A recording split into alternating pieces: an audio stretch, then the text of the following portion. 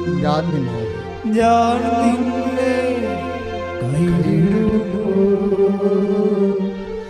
ഒരു നാളും മറക്കുമോ.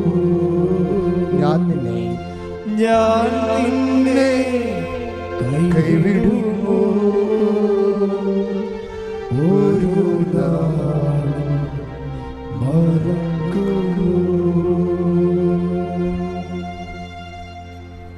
ഈ വാക്കുകളൊക്കെയാണ് നമുക്ക് പ്രതീക്ഷയോടെ വിശ്വസിക്കാൻ വേണ്ടി പിന്തുണയ്ക്കുന്നത്. ഞാൻ ആ പ്രഭാത ജപമാല ചൊല്ലിയിട്ട് വീണ്ടും പോയി കുളിച്ച് റെഡിയായി വന്നിട്ട് വീണ്ടും ഇരുന്നൊരു ജപമാല ചൊല്ലി കാര്യങ്ങളൊക്കെ സമാധാനമായിട്ട് പോകാൻ വേണ്ടിയാണ്. ഇത്രയും പ്രാർത്ഥനയുടെ ഇത് ഏറ്റവും അവസാനം ഇത്രയും പ്രാർത്ഥനയുടെ ബാക്കപ്പിലാണ് ആരാൾത്താറയിലേക്ക് മധ്യസ്ഥ പ്രാർത്ഥനയായിട്ട് 9-8 മണിക്ക് ആൾക്കാർ കയറണത്. പക്ഷെ പറഞ്ഞിട്ട് കാര്യമില്ല, കയറിയപ്പോൾ തന്നെ പ്രശ്നമായി. എന്താ പ്രശ്നം? നമ്മുടെ ലൈവിൻ്റെ സെർവർ കേടായി. ഫസ്റ്റ് സാക്ഷ്യം പറഞ്ഞുകൊണ്ടിരിക്കുന്ന സമയത്ത് സിസ്റ്റർ ഇറങ്ങിപ്പോയി. കണ്ടില്ലേ നിങ്ങൾ? ലൈവിന് പോണ ദിവസം അങ്ങനെ ചെയ്യാത്തതാണ്. അങ്ങനെയൊക്കെ സംഭവിക്കുന്നു. അത് കഴിയുമ്പോൾ എന്തിനു വേണ്ടിയാണ് നമ്മൾ പ്രാർത്ഥിച്ചത്? മഴ വരാതിരിക്കുക, കുത്തിച്ചൊരിഞ്ഞ് മഴയും നമ്മൾ കണ്ടതാണ് അല്ലേ? ഇപ്പോൾ നമ്മൾ എന്തിനൊക്കെ വേണ്ടിയാണ് പ്രാർത്ഥിച്ചത്, ആ പ്രാർത്ഥനയുടെ സംഭവിക്കണ എന്താണ്? അതിൻ്റെ ഘടകവിരുദ്ധമായ കാര്യങ്ങളാണ് സംഭവിക്കുന്നത്. പ്രാർത്ഥനയ്ക്ക് ഇങ്ങനെ സംഭവിക്കാൻ സാധ്യതയുണ്ട്. എല്ലാവരും അറിയണം കേട്ടോ. പ്രാർത്ഥനയുടെ ജീവിതത്തിൽ നമ്മൾ എന്തിനു വേണ്ടിയാണ് പ്രാർത്ഥിക്കുന്നത്, അതിൻ്റെ ഘടകവിരുദ്ധമായ കാര്യങ്ങൾ സംഭവിക്കും.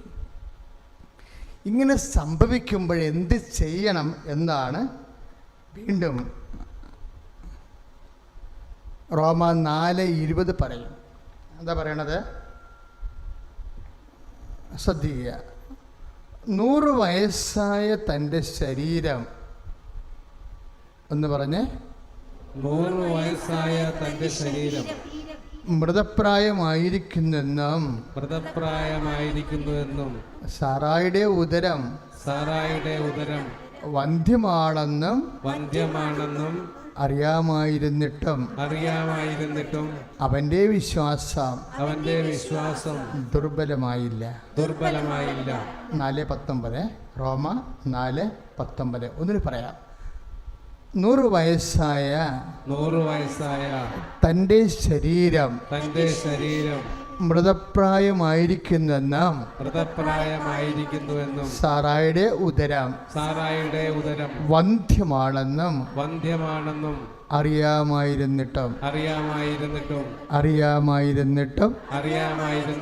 അവന്റെ വിശ്വാസം ദുർബലമായില്ല. അപ്പൊ ചില അറിവുകൾ നമുക്ക് എതിരായിട്ടുള്ള അറിവാണ് നമുക്ക് ഉള്ളതെങ്കിലും നമ്മളെന്ത് ചെയ്യണം? വിശ്വാസം ദുർബലമാക്കരുത്. ഇപ്പം ചില ആൾക്കാർ പറയും നമുക്ക് കിട്ടിയിരിക്കുന്ന അറിവ് എന്താ? നമ്മൾ കിട്ടിയിരിക്കുന്ന അറിവ് നമ്മൾ പരീക്ഷയെ തോറ്റുന്ന. അപ്പോൾ അച്ഛാ ഞാൻ ഉടമ്പടി എടുത്തിട്ടും തോറ്റുപോയെന്ന് പറയുമ്പോഴും ചില മക്കളോട് വന്ന് കരഞ്ഞ് സങ്കടപ്പെട്ടു. അപ്പം ഞാൻ തലക്കൈ വെച്ചിട്ട് പറയും, നിൻ്റെ മനസ്സിൽ കർത്താവ് തോന്നുന്ന റീവാലുവേഷൻ കൊടുക്കുക, അതിൻ്റെ റീ എക്സാം എഴുതുക, പറഞ്ഞു വിടും. എന്താ കാര്യം? നമുക്കൊരു ആസ്തി കിടക്കുന്നുണ്ട്. വിശ്വാസത്തിനുള്ള ഗുണം എന്താണെന്നറിയാമോ? ഈ വാനം പൊട്ടുന്ന പോലെ വാനം പൊട്ടിക്കഴിഞ്ഞാൽ എന്നാ സംഭവിക്കണത്? ബാക്കി തകരവും നീർക്കലും താഴേക്ക് തന്നെ കാണാം അല്ലേ? അതുപോലെയല്ല വിശ്വാസം. വിശ്വാസത്തിലേക്ക് നമ്മൾ എന്ത് ഇൻവെസ്റ്റ് ചെയ്താലും ആ വിഷയത്തിനേക്കാളുപരി ആ വിശ്വാസം നിലനിൽക്കും. അത് ബേസ്മെൻറ്റാണ് അത് നമ്മുടെ ബേസ്മെൻറ്റാണ്. അപ്പം അതുകൊണ്ട് വീണ്ടും നമുക്ക് ആ വിശ്വാസം നമ്മൾ വീണ്ടും പുനരുപയോഗിക്കുന്നില്ല എന്നുണ്ടെങ്കിൽ നമുക്കത് യൂസ്ലെസ്സാണ്. അപ്പം നമ്മൾ ഇൻവെസ്റ്റ് ചെയ്ത വിശ്വാസം ഉപയോഗിക്കാൻ വേണ്ടി വീണ്ടും നമ്മൾ അതിൻ്റെ മേൽ പരിശ്രമിക്കാൻ പറയും. Praise the Lord. കാര്യം എന്താ അങ്ങനെ പറയാൻ കാര്യം എന്നറിയാമോ? ഞാനിവിടെ ഇപ്പം നിങ്ങളുടെ കൂടെ നിൽക്കണില്ലേ, ഞാനും ബൈബിളിന് 3 പ്രാവശ്യം തോറ്റ ആളാണ്. 3 പ്രാവശ്യം ഞാൻ ബൈബിളിന് തോറ്റ ആളാണ്. ഞാൻ ഇടയ്ക്ക് ഇരുന്ന് ഓർക്കും.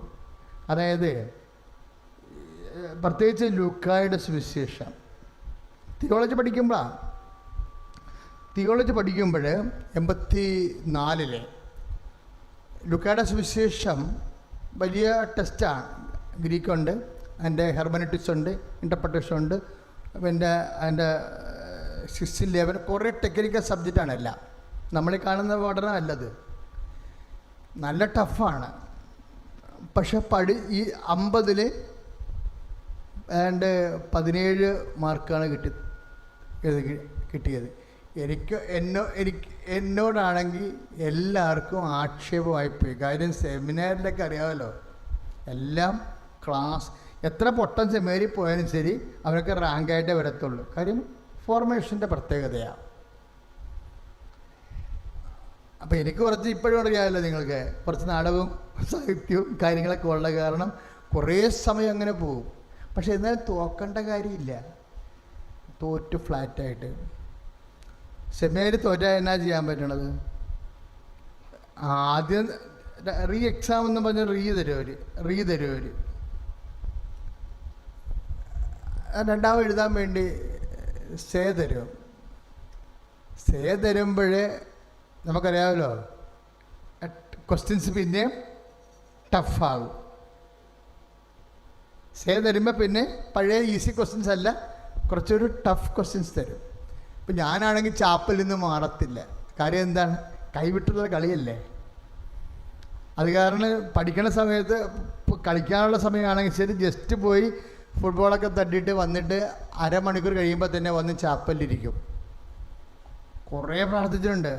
ആ പരീക്ഷ നമുക്ക് അറ്റൻഡ് ചെയ്യണവരെ പ്രാർത്ഥിക്കും.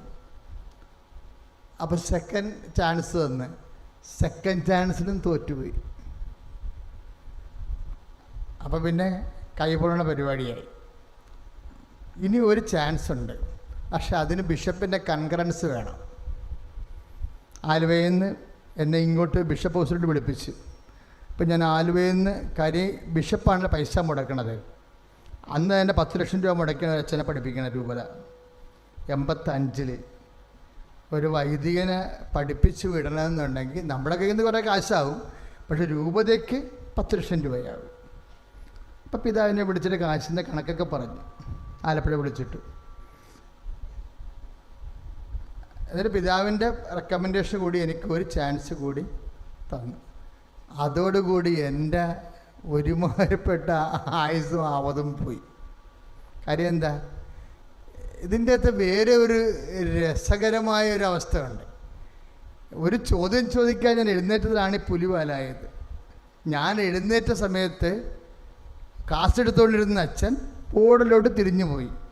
അപ്പം ഞാൻ ചമ്മി, ബ്രദേഴ്സ് ചിരിച്ചു. അച്ഛൻ തിരിഞ്ഞപ്പോൾ ഞാൻ എഴുന്നേറ്റ് നിൽക്കണം. അപ്പം ബ്രദേഴ്സ് ചിരിക്കുകയും ചെയ്തപ്പോൾ അച്ഛന് തോന്നി ഞാൻ അച്ഛനെ ആക്ഷേപിച്ചതാണ്. അതിന് പണിയായി. ആ പണിയാണ് വന്നത്. അപ്പം ജീവിതത്തിലൊക്കെ ചില പണികളൊക്കെ വരും ഇതുപോലെ. ഒരു കാര്യം വ്യക്തമാണ്, എപ്പോഴെങ്കിലും നീ മനസ്സിലാക്കണം നിനക്ക് ദൈവം മാത്രമേ ഉള്ളെന്ന്. അപ്പോഴാണ് ആധ്യാത്മികതയുടെ ആദ്യ പാഠം തുടങ്ങുന്നത്. എപ്പോഴെങ്കിലും നീ ഇപ്പം പറയും ഒത്തിരി പേരുണ്ട്, ഭർത്താവുണ്ട്, ഭാര്യയുണ്ട്, മക്കളുണ്ട്, ബന്ധുക്കളുണ്ട്, പാർട്ടിയുണ്ടെന്നൊക്കെ പറയും. എപ്പോഴെങ്കിലും എൻ്റെ മക്കൾ മനസ്സിലാക്കണം നിനക്ക് സത്യമായിട്ടും ദൈവം മാത്രമേ ഉള്ളെന്ന് എപ്പം നീ മനസ്സിലാക്കുന്നു, അപ്പം ആധ്യാത്മികതയുടെ ആദ്യ പാഠം തുടങ്ങും. എന്നോട് എൻ്റെ പ്രദേശ് ഇന്ന് ചാൾസ് ലിയോൺ വലിയ പ്രൊഫസറാണ്, പിന്നെ റോബിൻസൺ എഫ് അദ്ദേഹവും വലിയ വികാരിച്ചനാണ്. അന്ന് എൻ്റെ കൂടെ എൻ്റെ സുഹൃത്തുക്കളാണ്.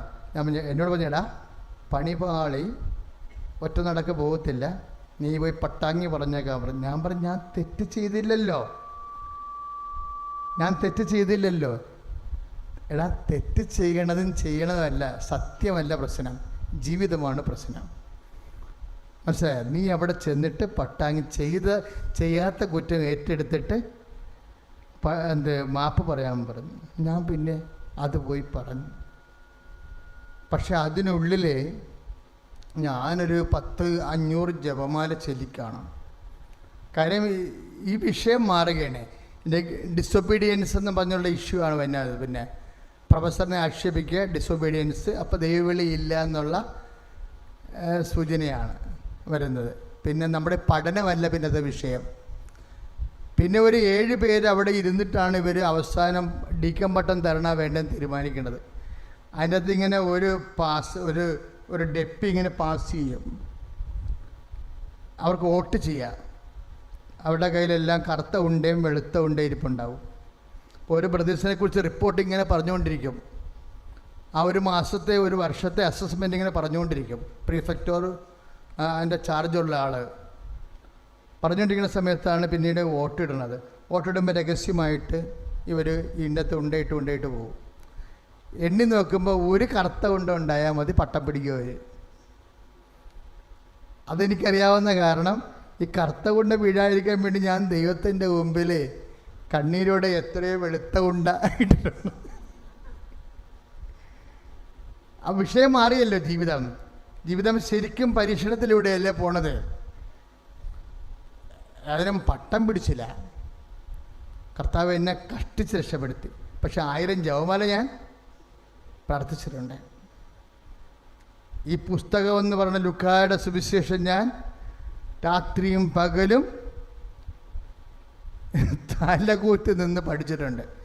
എല്ലാ റാങ്ക് ഹോൾഡേഴ്സും 2 പ്രാവശ്യം 3 പ്രാവശ്യം വായിച്ചപ്പോൾ ഞാനൊരു ആ പുസ്തകം, ആ നോട്ട് ബുക്ക് 30 പ്രാവശ്യമെങ്കിലും വായിച്ചിട്ടുണ്ട്. അച്ഛനോട് ആ പട്ടാങ്ങി പറഞ്ഞ കാരണം എനിക്ക് 3ാമത്തെ പരീക്ഷയ്ക്ക് 20 മാർക്ക് തന്ന്. ശരിക്കും പറഞ്ഞാൽ 50-ന് 49 മാർക്കിന് എഴുതിയിട്ടുണ്ട്. തന്നിരിക്കണത് 20 മാർക്കാണ്. പക്ഷെ അതല്ല സംഭവം. ഈ സംഭവത്തിന് ശേഷം ഞാൻ വാ പൊളിക്കുമ്പോഴൊക്കെ സുവിശേഷം പറയാൻ തുടങ്ങി. വായിന്ന് മുഴുവൻ കാര്യം എന്താണ്? രാത്രിയും പകലും ഇതല്ല പരിപാടി. 1000 ജപമാല ലൂക്കാൻ്റെ സുവിശേഷത്തിൻ്റെ അകവും പുറവും മൊത്തം ഇങ്ങനെ അഭിഷേകമായിട്ട് ചങ്കിൽ കിടക്കുകയാണ്. അപ്പോഴേ ജോളി ചെറമേലെന്ന് തൃശ്ശൂർക്കാരനുണ്ട്, എൻ്റെ ബ്രദറാണ്, എൻ്റെ സുഹൃത്താണ്, വലിയ കൂട്ടമായിരുന്നു. തൃശ്ശൂർക്കാരുമായിട്ട് അന്നും വലിയ കൂട്ടാണ്. ഒരു ഫ്രാൻസിസ് മുട്ടത്തൊക്കെ ഇപ്പോഴുണ്ട് വലപ്പാട് അവിടെ അച്ഛന്മാരായിട്ട്. ജോളി പറഞ്ഞ്, എടാ നീ ധ്യാനിപ്പിക്കാൻ വേണമെന്ന് ചോദിച്ചു. ഞാൻ പറഞ്ഞു, എനിക്ക് ധ്യാനമെന്ന് അറിയാൻ പാടില്ലെന്ന് പറഞ്ഞു. നീ വാടാ, നീ പറഞ്ഞ വാ പൊളിച്ചാൽ മുഴുവൻ ബൈബിളല്ലേ പറഞ്ഞു, നീ വാന്ന് പറഞ്ഞു. എന്നെക്കൊണ്ട് കണ്ടാണശ്ശേരി വാഗമറ്റം അവിടെ 3 ധ്യാനം തന്നു. എനിക്ക് മനസ്സിലായില്ല. ഞാൻ അവിടുന്ന് പിന്നീട് തിരിച്ചു വരുന്നത് കോട്ടപ്പുറം പള്ളി ധ്യാനിപ്പിക്കാനാണ്. അന്ന് കോട്ടപ്പുറം രൂപതയില്ല, കോട്ടപ്പുറം പള്ളിയുണ്ട്. കോട്ടപ്പുറം ധ്യാനിപ്പിക്കാൻ വരുന്നത്. ഞാൻ വന്ന് ഇറങ്ങുകയും ട്രാൻസ്ഫോമർ പൊട്ടിത്തെറിച്ചിട്ട് എൻ്റെ മുകളിൽ കറണ്ട് കമ്പി എന്ന് ആടി ഞാൻ പേടിച്ചു പോയി. ആ മരണത്തിൽ നിന്ന് എന്നെ കഷ്ടിച്ച് രക്ഷപ്പെടുത്തിയിട്ട് കോട്ടപ്പുറത്തും ധ്യാനിപ്പിച്ചതെല്ലാം 2 ആഴ്ച കൊണ്ടാണ്. ഇപ്പം ഞാൻ തിരിഞ്ഞു നോക്കുമ്പോൾ ഓർക്കിരുന്ന് ആ ലൂക്കാൻ്റെ സുവിശേഷത്തിന് തോപ്പിച്ചത് കർത്താവാണെന്ന്. അത് കർത്താവാണെന്ന് പറയത്തില്ലേ? ഈ കൊച്ചു വെളുപ്പം കാലത്ത് കർത്താവിനെ ഇരുട്ടത്ത് കർത്താവ് നിൽക്കുമ്പോൾ യോഹന്നാൻ പത്രോസിനോട് പറയുന്നൊരു വാക്കുണ്ട്. എന്താണ്? അത് കർത്താവാണ്. എൻ്റെ ദൈവമേ, നിൻ്റെ ജീവിതത്തിലെ ദൈവം വലിയ കാര്യങ്ങൾ ഉദ്ദേശിക്കുമ്പോൾ ഉറ്റവരിലും ഉടവരിൽ നിന്നൊക്കെ ഇതുപോലെയുള്ള പരാജയങ്ങളും പ്രഷറും ചില സമയത്ത് തെറ്റിദ്ധരിക്കപ്പെടുകയും ഒക്കെ ചെയ്യുമ്പോൾ എനിക്ക് കർത്താവ് തന്നൊരു അനുഗ്രഹം ഉണ്ടായിരുന്നു. എന്താണെന്നറിയാമോ? ഇതെങ്ങനെ വന്നാലും ഞാൻ എൻ്റെ കയ്യിൽ നിന്ന് പ്രാർത്ഥന ഞാൻ കളയത്തില്ല. കാര്യം ഇതിൻ്റെ എല്ലാത്തിൻ്റെ പിന്നിലും ഉള്ളത് ഈശോ മാത്രമാണെന്ന് മക്കൾ അറിയണം. എല്ലാത്തിൻ്റെയും പിന്നിലുള്ളത് അതാണ് ഈ വചനം പറയണത്. ഇന്ന് ഒരു രൂപത വൈദികനായി ഇരുന്നിട്ട് തന്നെ ഒരിടത്തും പോകാതെ ഞാൻ 1.5 കോടി ജനങ്ങളോട് സുവിശേഷം പ്രസംഗിച്ചിട്ടുണ്ട്. ഒരിടത്തും പോകത്തില്ലല്ലോ. ആലപ്പുഴ വിട്ട് പരമാവധി പോകത്തില്ല. പണ്ട് പോകുമായിരുന്നു, 2004 വരെയൊക്കെ പോകുമായിരുന്നു. ഇപ്പോൾ രൂപതയിലൊക്കെ ഉള്ള ഇപ്പോൾ കൃപാസനമായി കഴിഞ്ഞപ്പോൾ പിന്നെ ഞാൻ പുറത്ത് പോകണില്ല. പുറത്ത് പോകാൻ അവിടെ സമയമില്ലാത്തവരാണ് പോകാത്തത്. പക്ഷേ എൻ്റെ പ്രോബ്ലം വെച്ച് കഴിഞ്ഞാൽ ഈ ഒരു ഇട്ടാമ്പട്ടത്ത് നിന്നിട്ട് നിങ്ങളെല്ലാം വന്നില്ലേ ഇവിടെ, കണ്ണൂരിന്നും ട്രിവാൻഡ്രത്തുനിന്നും ഒക്കെ. എന്താ കാര്യം? പണ്ട് തന്നെ ലൂക്കാൻ്റെ സുവിശേഷം മനഃപൂർവ്വം തോപ്പിച്ച കക്ഷിയാണ് ഇരിക്കുന്നത്. അത് നമ്മളെ എപ്പോഴും ഓർക്കണം. എന്തെങ്കിലും ജീവിതത്തിൽ സംഭവിക്കുമ്പോൾ പതറരുത്. മറിച്ച് എൻ്റെ കർത്താവിന് എന്നെക്കുറിച്ച് പദ്ധതിയുണ്ട്. കൂടാതെ എൻ്റെ പ്രാർത്ഥനാ ജീവിതത്തെ എരിവുള്ളതാക്കാനും എൻ്റെ വിശ്വാസ ജീവിതത്തെ കർക്കശമാക്കാനും കർത്താവ് എന്നെ ആത്മാവിനും കൃപയിലും വളർത്താൻ വേണ്ടി തൻ്റെ മുമ്പിൽ നിർത്തുന്ന കാലമാണ്. ദൈവത്തിൻ്റെ മുമ്പിൽ നമ്മൾ നിൽക്കുന്ന കാലമാണ്. നമ്മൾ ആരുടെ മുമ്പിൽ നിന്നിട്ടില്ല. അന്ന് ആരുടെ മുമ്പിലാണ് നിന്നത്? ദൈവം തൻ്റെ മുമ്പിലേക്ക് പിടിച്ചു വലിച്ചുകൊണ്ട് നിർത്തും. ദൈവം തൻ്റെ മുമ്പിലേക്ക്, അതായത് പ്രാർത്ഥിക്കാതെ ഒരടി മുന്നോട്ട് പോകാൻ പറ്റാത്ത ജീവിതാവസ്ഥ ഉണ്ടാക്കുമ്പോൾ നീ ചിന്തിക്കേണ്ടത്, ദൈവം പിടിച്ചു വലിച്ച് ഈ കാറ്റിൻ്റെയും കോളിൻ്റെയും കാലത്ത് അമ്മത്തൊടുത്തിൽ കൊണ്ടുവന്ന് നിർത്തിയിരിക്കണം. നിന്നെ കൈ ഇടിച്ച് കിടത്താണ് സുലിയ വിശ്വസ്തോത്മലിയ.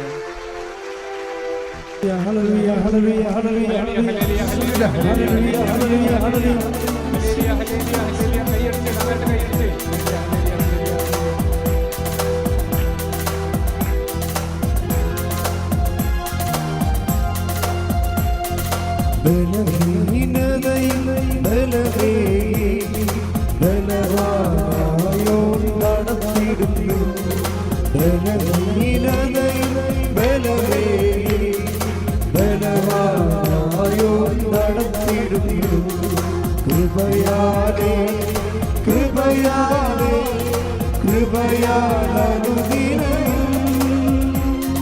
കൃപയാലേ കൃപയാലേ കൃപയാലനുദിനവും കൃപയാലേ കൃപയാലേ കൃപയാലനുദിനവും കൃപയാലേ കൃപയാലേ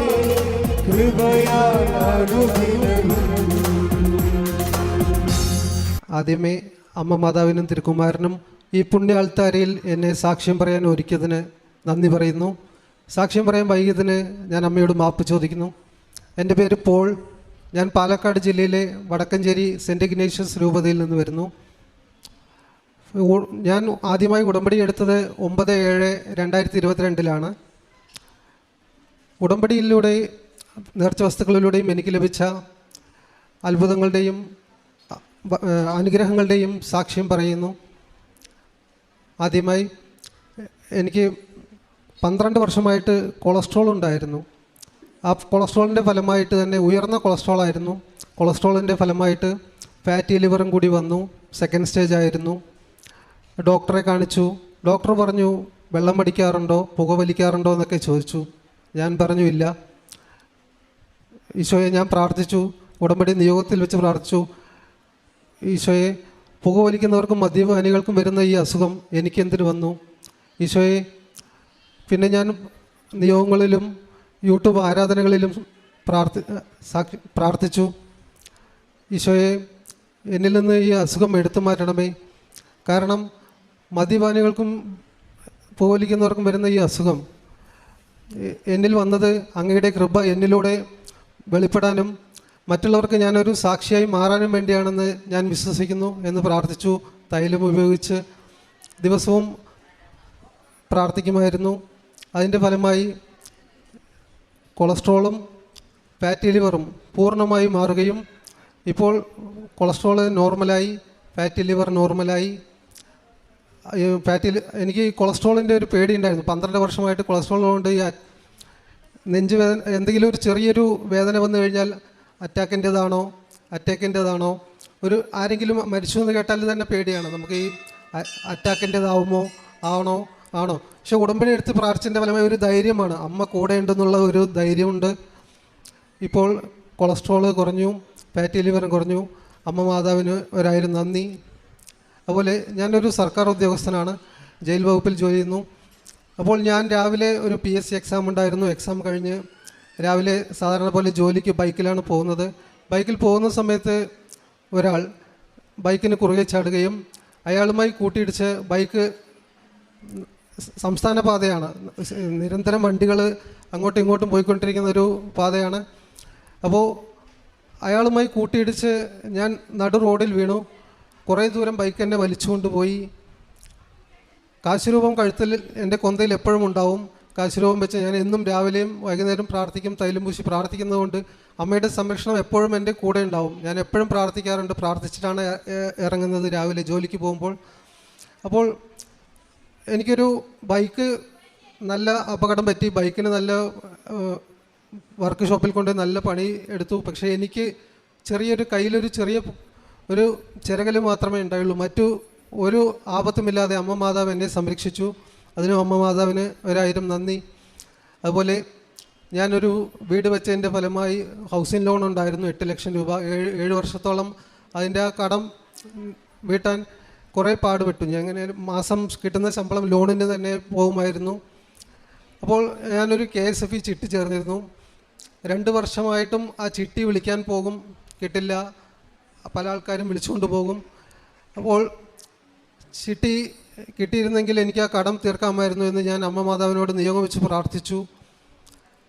ഒരു ദിവസം ചിട്ടി വിളിക്കുന്ന ദിവസം ഞാൻ KSFയിൽ പോയി ഒപ്പിട്ട് പ്രാർത്ഥിച്ചു, വിശ്വാസത്തോടെ പ്രാർത്ഥിച്ചു. അന്ന് എനിക്ക് ചെറിയ ലേലത്തുകയിൽ ചെറിയ കിഴിവ് നടത്തി ആ തുക കിട്ടുകയും ആ തുക കൊണ്ട് അടച്ച് എനിക്ക് എൻ്റെ ഹൗസിംഗ് ലോൺ ക്ലോസ് ചെയ്യാൻ സാധിക്കുകയും ചെയ്തു. അമ്മ മാതാവിന് 1000 നന്ദി. അതുപോലെ എൻ്റെ കഴുത്തിലൊരു സിസ്റ്റം ഉണ്ടായിരുന്നു. അതും 7 വർഷമായിട്ടുണ്ടായിരുന്നു. എനിക്ക് അതും പേടിയായിരുന്നു. ക്യാൻസർ ആവുമോ, എന്തായിരിക്കും, അത് മാറുന്നില്ല, കഴലയാണോ, എന്തായിരുന്നു ഒരു പേടിയുണ്ടായിരുന്നു. അപ്പോൾ ഞാൻ ഡോക്ടറെ കാണിച്ചു. ഡോക്ടർ പറഞ്ഞു കഴലയാണ്, അത് മാറിയില്ലെങ്കിൽ നമുക്ക് ഓപ്പറേഷൻ ചെയ്യേണ്ടി വരും, അല്ലെങ്കിൽ അത് പരിശോധിക്കേണ്ടി വരും എന്നൊക്കെ പറഞ്ഞിരുന്നു. അപ്പോൾ ഞാൻ എല്ലാ ചൊവ്വാഴ്ചയും അച്ഛൻ്റെ സാക്ഷ്യം യൂട്യൂബിൽ ആരാധന കൂടി പ്രാർത്ഥിക്കുമ്പോൾ ഈ സിസ്റ്റിൽ തൈലം തെച്ച് പ്രാർത്ഥിക്കും. ഈശോയെ ഇത് മാറ്റിത്തരണമേ, അല്ലെങ്കിൽ ഇത് എന്താണെന്നൊരു ഇത് എനിക്ക് തരണമേ എന്ന് ഞാൻ പ്രാർത്ഥിക്കുമായിരുന്നു. അപ്പോൾ തൈലം തേച്ച് പ്രാർത്ഥിച്ചു. ഞാൻ 1-2 ആഴ്ച ഞാൻ പ്രാർത്ഥിച്ചു, അത് ശ്രദ്ധിച്ചില്ല. പിന്നെ നോക്കുമ്പോൾ ആ സിസ്റ്റം അവിടെ ഇല്ല, അത് പൂർണ്ണമായി സൗഖ്യപ്പെട്ടു. തൈലം തേച്ച് സൗഖ്യം ലഭിച്ചു. അമ്മ മാതാവിന് 1000 നന്ദി. അതുപോലെ എൻ്റെ കാൽ മുട്ട് 2നും നീര് വന്നിട്ട് ആ കാൽ മടക്കാൻ കഴിയില്ല. ഡോക്ടറെ കാണിച്ചപ്പോൾ സർജറി വേണമെന്ന് പറഞ്ഞു. അപ്പോൾ ഞാൻ അമ്മ മാതാവിനോട് പ്രാർത്ഥിച്ചു, മാതാവേ, അല്ലെങ്കിൽ ഓരോ അസുഖങ്ങൾ ഉണ്ട്, അപ്പോൾ ഈ സർജറിയും കൂടി ആയിക്കഴിഞ്ഞാൽ എനിക്ക് ജോലിക്ക് പോകാൻ കഴിയില്ല, ബുദ്ധിമുട്ടാണ്. അപ്പോൾ അമ്മ മാതാവിനോട് ഞാൻ ആരാധന കൂടുമ്പോഴും പ്രാർത്ഥിക്കും. എല്ലാ ദിവസവും കുടുംബ പ്രാർത്ഥന കഴിഞ്ഞ് സന്ധ്യാപ്രാർത്ഥന, സായാഹ്ന പ്രാർത്ഥന, മാതാവിൻ്റെ പ്രാർത്ഥന പ്രാർത്ഥിക്കുമ്പോഴും തൈലം 2 കാലിലും തേക്കും. അതിൻ്റെ ഫലമായി സർജറി കൂടാതെ തന്നെ 2 കാലിലെ നീരും പൂർണ്ണമായി മാറുകയും ഇതുവരെ എനിക്ക് 3 മാസമായി ആ നീര് പോയിട്ട് ഇതുവരെ എനിക്ക് ആ നീര് പിന്നെ വന്നിട്ടില്ല കാലിൽ. അതുപോലെ എൻ്റെ ഭാര്യയുടെ അച്ഛൻ്റെ ഒരു സ്ഥലം 10 വർഷമായിട്ട് പട്ടയമോ രേഖകളോ ഒന്നുമില്ലാതെ അച്ഛൻ വാങ്ങിക്കുന്ന സമയത്ത് തന്നെ അതിൻ്റെ രേഖകളൊന്നും വാങ്ങിക്കാൻ വിട്ടുപോയതായിരുന്നു.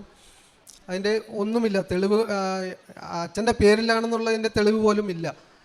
അപ്പോൾ അച്ഛൻ കുറേ ഓഫീസുകൾ കയറി ഇറങ്ങി, വില്ലേജ് ഓഫീസുകളും പട്ടയത്തിൻ്റെ ഓഫീസുകളും തഹസിൽദാരുടെ ഓഫീസുകളും കയറി ഇറങ്ങി, ഒന്നും ശരിയാവുന്നുണ്ടായിരുന്നില്ല.